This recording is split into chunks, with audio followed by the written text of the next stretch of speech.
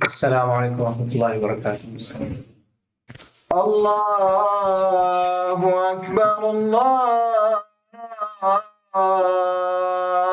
أكبر. أشهد أن لا إله إلا الله. أشهد أن لا إله إلا الله.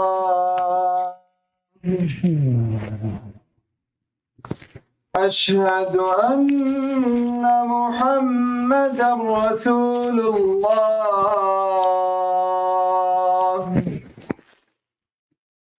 أشهد أن محمدا رسول الله.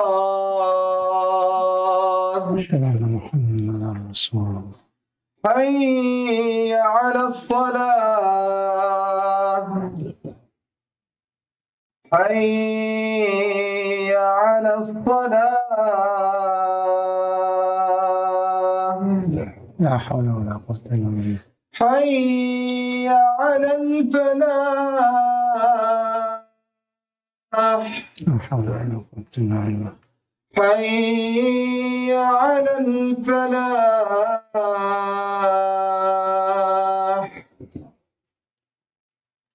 الله أكبر الله أكبر. الله أكبر الله أكبر. لا إله إلا الله. لا إله إلا الله. صلى الله عليه وسلم. صلاة الله سيدنا محمد. إن الحمد لله نحمده ونستعينه ونستغفره ونؤمن به ونتوكل عليه ونعوذ بالله من شرور أنفسنا ومن سيئات أعمالنا. من يهده الله فلا مضل له ومن يضلل فلا هادي له. وأشهد أن لا إله إلا الله وحده لا شريك له وأشهد أن محمدا عبده ورسوله. اللهم صل على محمد وعلى آل محمد كما صليت على إبراهيم وعلى آل إبراهيم إنك حميد مجيد. اللهم بارك على محمد وعلى آل محمد كما باركت على إبراهيم وعلى آل إبراهيم في العالمين إنك حميد مجيد. إن خير الكلام كلام الله وخير الهدي هدي محمد صلى الله عليه وسلم وشر الأمور محدثاتها وكل محدثة بدعة وكل بدعة ضلالة وكل ضلالة في النار. قال الله تعالى في القرآن الكريم بعد أعوذ بالله السميع العليم من الشيطان الرجيم: يا أيها الذين آمنوا اتقوا الله حق تقاته ولا تموتن إلا وأنتم مسلمون. And Allah subhanahu wa ta'ala also said, after the Khutbah al-Hajj is a very special ayah dedicated for our brothers and sisters. وَلَا تَقُولُوا لِمَنْ يُقْتَلُ فِي سَبِيلِ اللَّهِ أَمْوَاتٌ بَلْ أَحْيَاءٌ وَلَكِنْ لَا تَشْعُرُونَ. صدق الله العلي العظيم. Dear brothers and sisters, Allah subhanahu wa ta'ala says in the Quran, after the Khutbah al-Hajj, was no khutbah you heard, Allah says that don't call those people dead who died in the path of Allah subhanahu wa ta'ala. Indeed, they are living. Indeed, they are living. It's just that you don't realize that life. Which reminds us of what our brothers and sisters in Gaza, Palestine, and all over the Ummah, what they are going through. Whether it's the catastrophes, you heard an entire khutbah about these catastrophes, the earthquakes and floods. And if you may recall, vaguely, hopefully you will remember, that Prophet ﷺ did tell us that my ummah, its trials and tribulations are mostly here.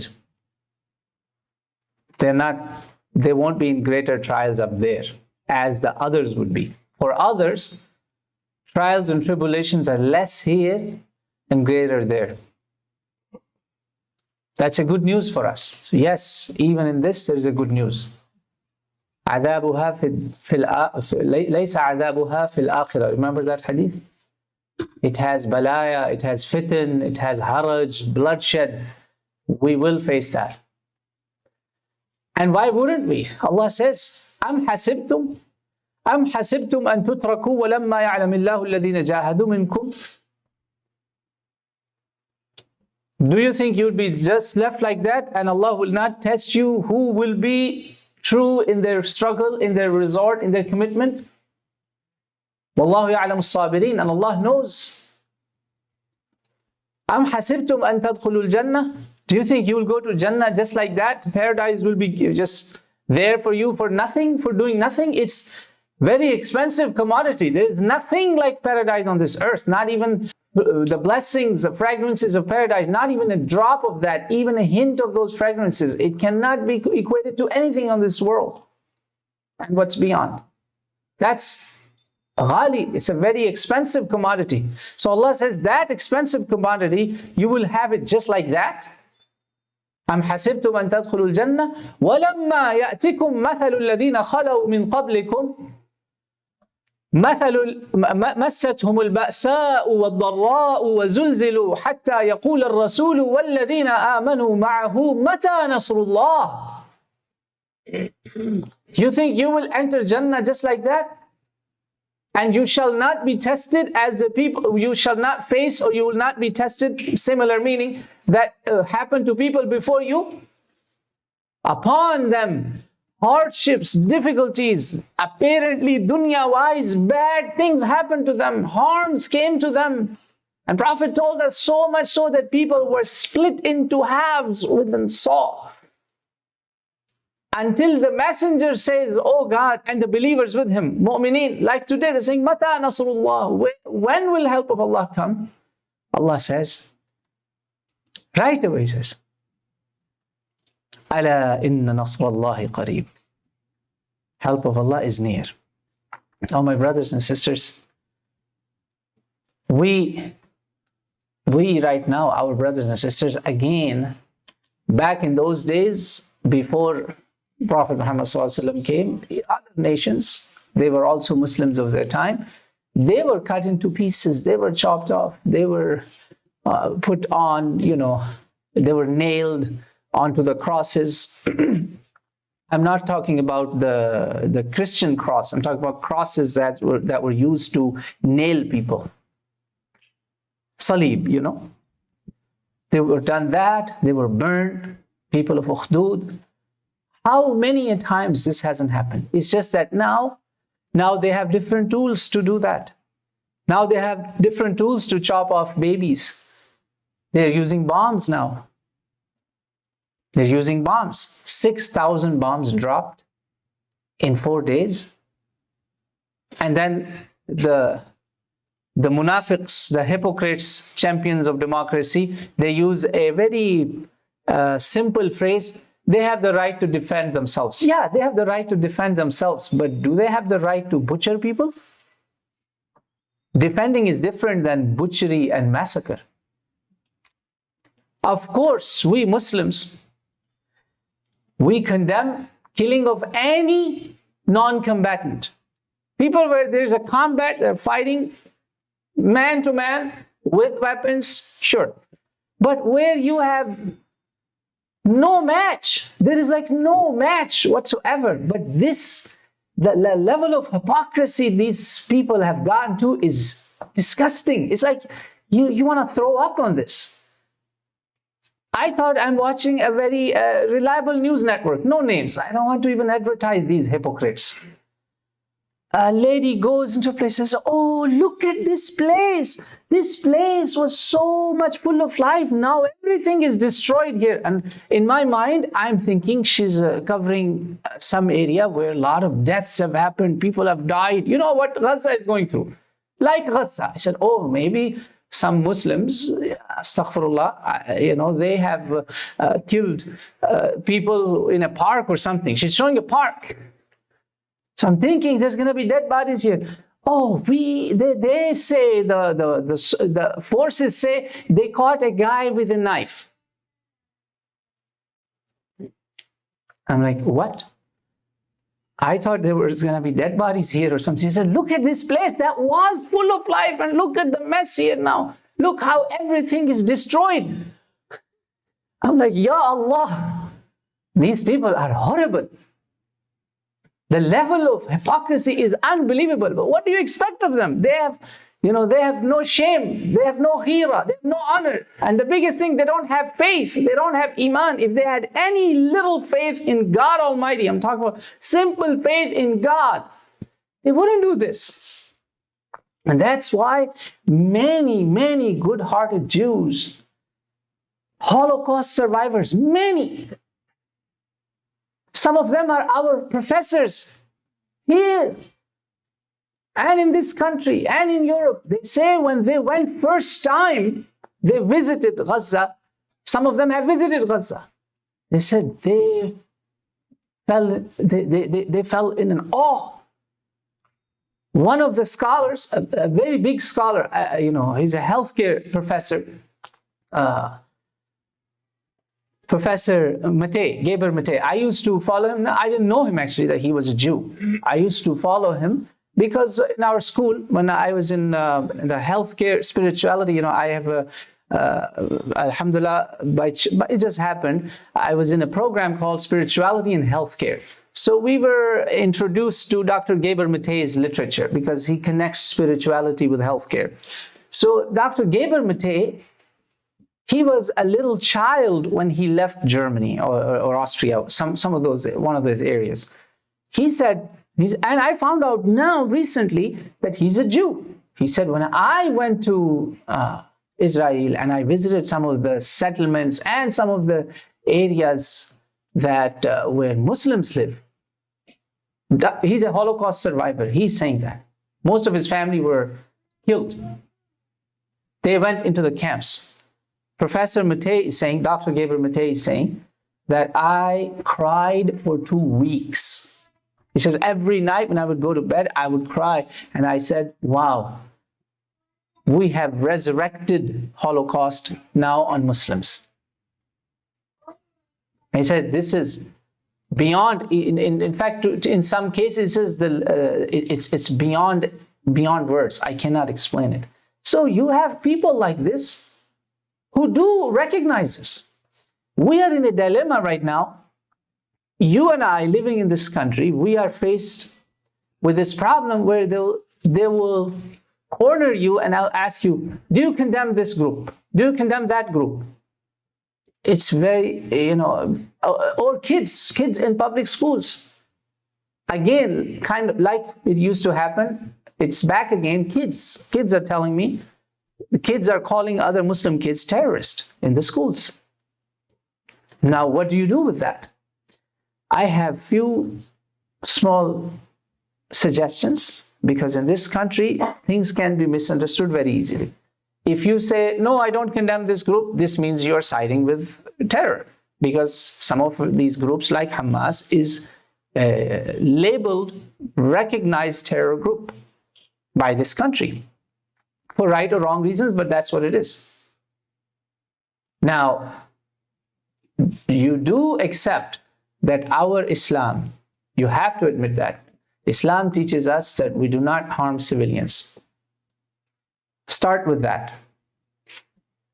Yes, I do. Don't answer yes, no question. So I do recognize, because our faith teaches us, our Prophet taught us that we do not harm innocent people. And of course, you're not talking to a kid, like say your boss, your coworker, your supervisor. I have been through this. You don't think you will not be asked. You do get asked. Hey, what do you think about this? What are you going to say? But then tell them that a killing of innocent people is bad. And if he's a person in power, some dunya power, tell them, why don't we raise our voice about independent war crimes investigation? If there are independent investigations, I would be happy to support that. I would be happy to sign a petition with you.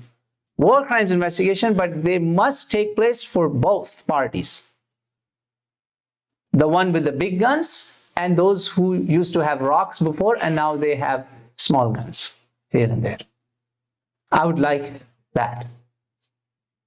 Because look, brothers and sisters, and I tell this to all Muslims, never ever condone and be happy on the loss of unarmed people, no matter what faith they belong to. That's who we are.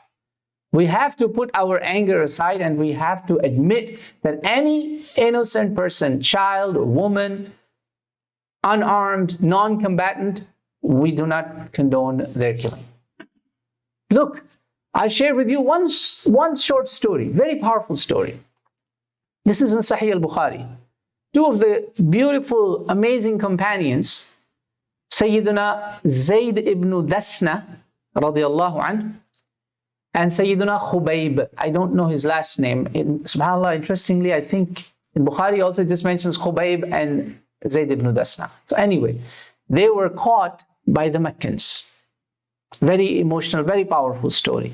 This story has a lot of things about their love for Rasulullah also. But I want to bring you to something very, very special here. One of them, and this is a message for Muslims too, a lot of things to take. Inshallah, someday the whole story from start to end I will cover for you. You have heard this maybe 10 years ago. I remember sharing the story about a decade ago, but I'm going to give you just a part of that. Inshallah, I'll bring it back again sometime.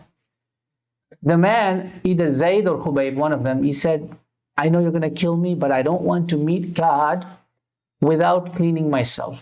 My hair under the armpits are overgrown. Can you give me a knife so I can clean my armpits, underarm hair? And I promise I won't run away or anything. And he was already a hostage. This is a Muslim hostage, a Sahabi. This is the tarbiyah of Rasulullah sallallahu alaihi wasallam. While he's doing that, he has a knife. Subhanallah, the house he was held captive as, this is in Sahih al-Bukhari. The woman, her child, runs and starts to play around the man and sits near him. He tells him, hey, go away, go to your mom. And he's sitting there. And she starts to him, oh my God, he got my son. He got my son. He's going to kill him. He's going to take him as a hostage. And he told her, this guy is going to be hung tomorrow. He's going to be hung tomorrow. Sayyidina Zayd and Khubayb both were to be hung in public. And the woman who was holding him captive, she said, I swore to God that give me this man so that I kill him and I drink wine in his skull. This is the woman. Look at the animosity. That woman's child is in his hand. He could easily hold him hostage, say, let me go, or the child goes. He says, woman, don't worry. Our Prophet taught us never to hurt children and women. I'm not going to hurt your child. Our Prophet taught us not to hurt children. This is who we are, my brothers and sisters. Tell these people that. This is our legacy. This is our deen. So if anybody did that, we are against it. But let there be an open investigation. Number two. Tell them, you know the root cause of this whole thing?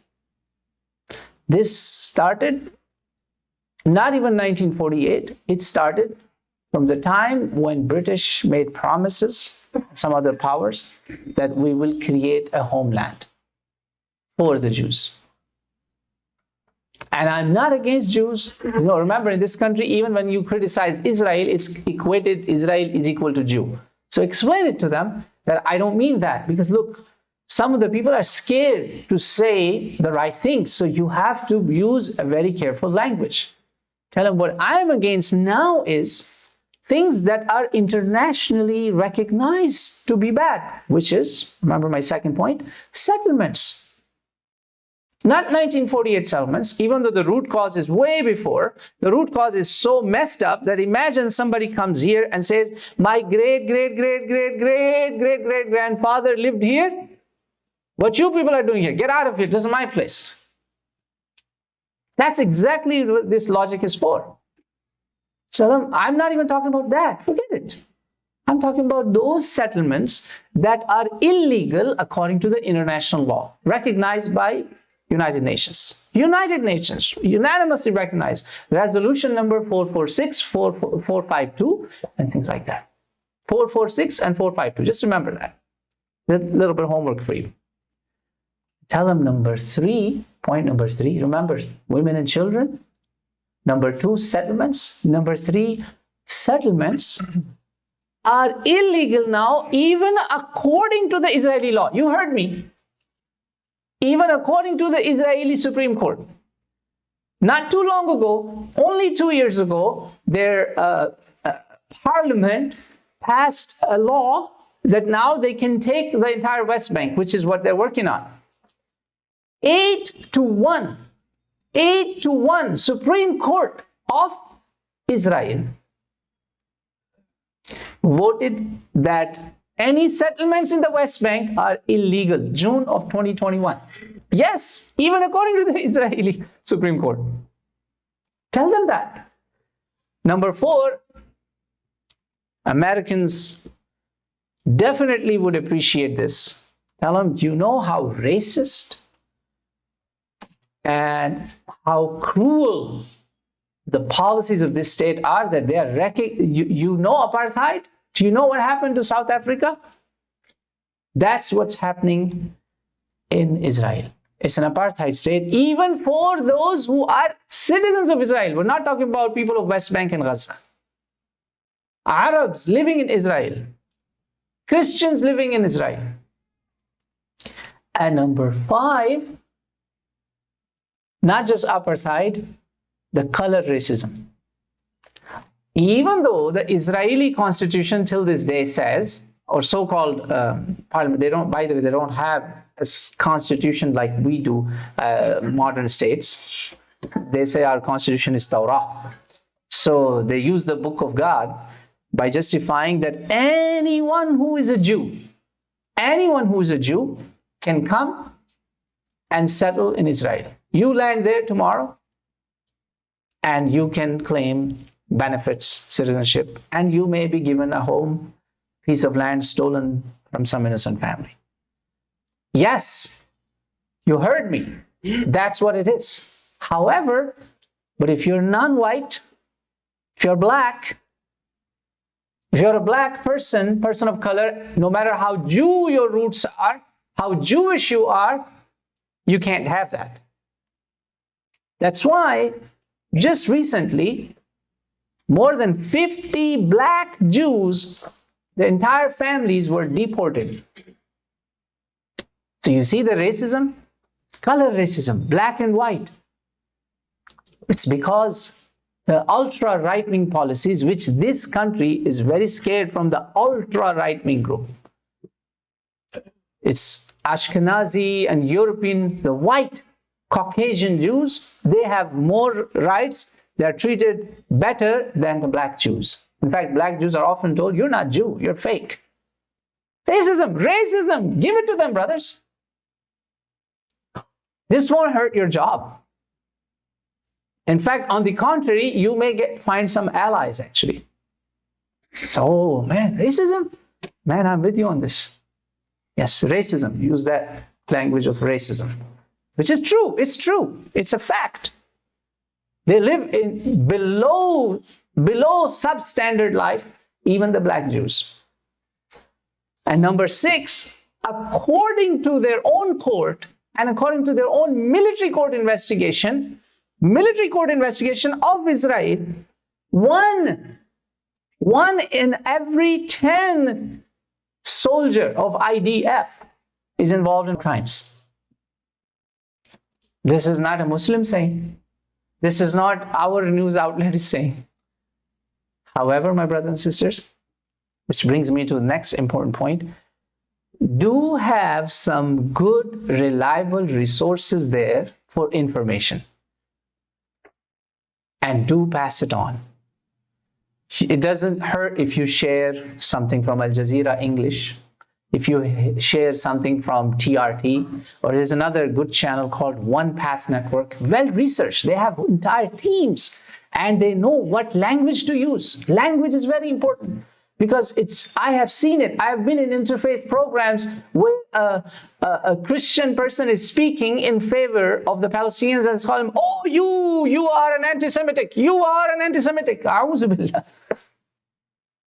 But imagine if you have these sources of information where Israeli Supreme Court, where you have their own military courts are finding out crimes. What would they say then?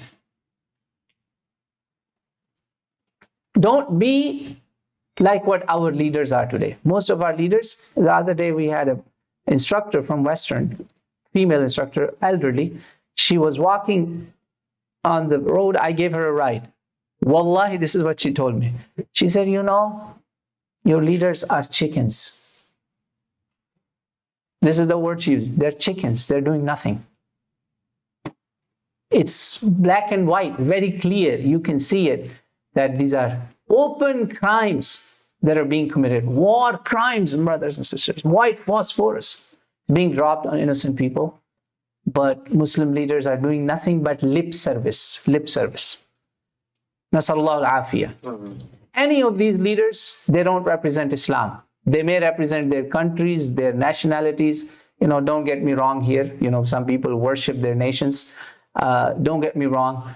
But these people, they don't represent Islam.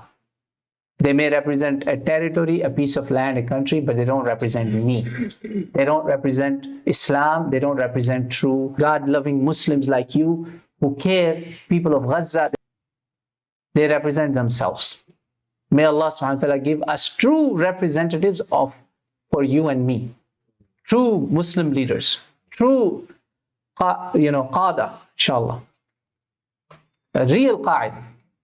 May Allah give us those, like Khulafa al-Rashidin al-Mahdiyin. أقول قولي هذا واستغفر الله لي ولكم فاستغفروه إنه هو الغفور الرحيم. الحمد لله والصلاة والسلام على رسول الله أما بعد. Brothers, remember some of the key points that I laid out to you. There's no point reiterating the news and whatever is happening. Number one, please do recognize the wrong is wrong, no matter who commits it, and give people what Islam teaches us. We do not condone killing of innocent people anywhere whatsoever. But at the same time, we demand that what's happening to our people is far beyond even a comparison, far beyond. Two, the root cause of modern day tension is settlements, encroachment, no defined borders of this apartheid evil bringing state.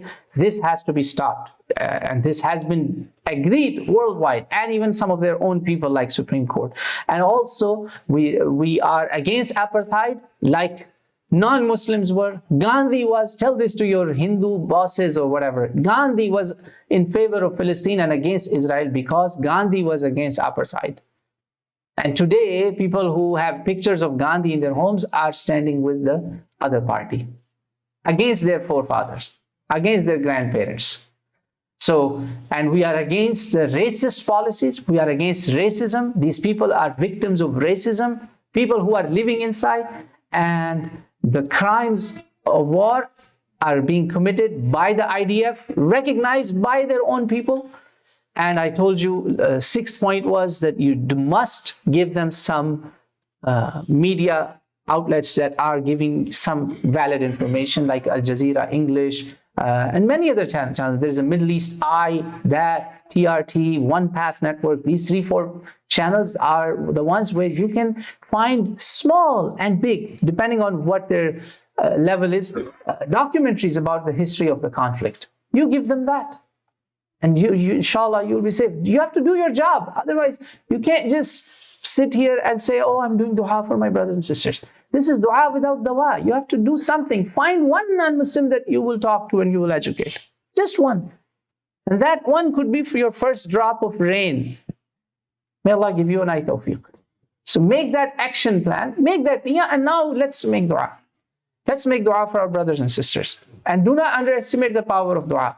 When we were making duas 10 years ago for Gaza, they had rocks. Today they have something better than the rocks. They know how to, give the hard time in the battlefield. They know something. Alhamdulillah. It's a barakah. It's a blessing of dua. I believe in that. It's not us, it's God Almighty. And help of Allah will come, but we have to do some action. May Allah give you and I tawfiq. اللهم انصر إخواننا في غزة اللهم انصر إخواننا في فلسطين اللهم انصر إخواننا في كل مكان اللهم انصر الإسلام والمسلمين اللهم أعز الإسلام والمسلمين اللهم أذل الشرك والمشركين اللهم دمر كل أعداء الدين اللهم عليك أعدائك وأعداء أنبيائك وأوليائك اليهود الظالمين اللهم أهلكهم اللهم أهلكهم بأيديهم.